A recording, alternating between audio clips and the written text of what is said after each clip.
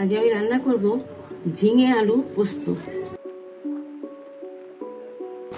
আমি ঝিঙের ছালটা ছাড়িয়ে এবার ছোট ছোট করে কেটে নিচ্ছি।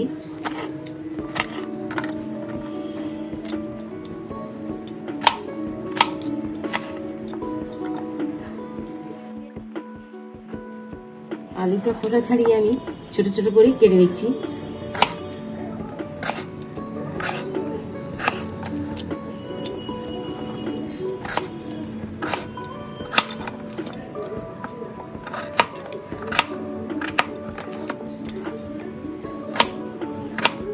কেটে নিলাম পোস্তর মধ্যে দেওয়ার জন্য। ঝিঙে আলু পেঁয়াজ পোস্ত রান্নার জন্য আমি ঝিঙে কেটে নিয়েছি, আলু ও পেঁয়াজ। এবার দেখুন পোস্তটা আমি মিক্সিতে দিয়ে বেটে নিচ্ছি।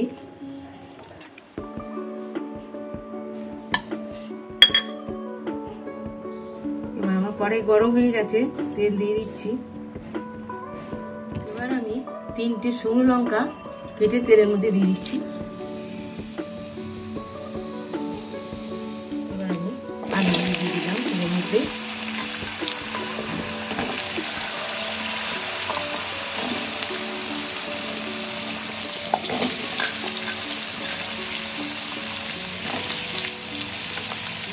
আলুটা একটু ভেজে এসেছে, এবার পেঁয়াজটা দিয়ে দিলাম। এবার আমি ঝিঙেটা দিয়ে দিচ্ছি এর মধ্যে।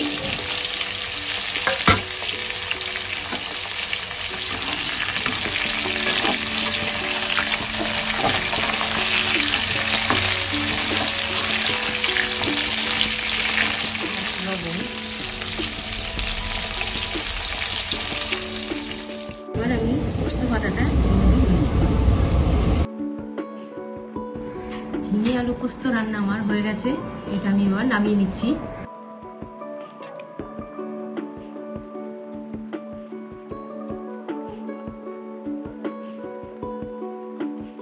ঝিঙে আলু পোস্ত রান্না আমার হয়ে গেছে। আপনাদের যদি ভালো লাগে লাইক করুন, শেয়ার করুন এবং সাবস্ক্রাইব করুন।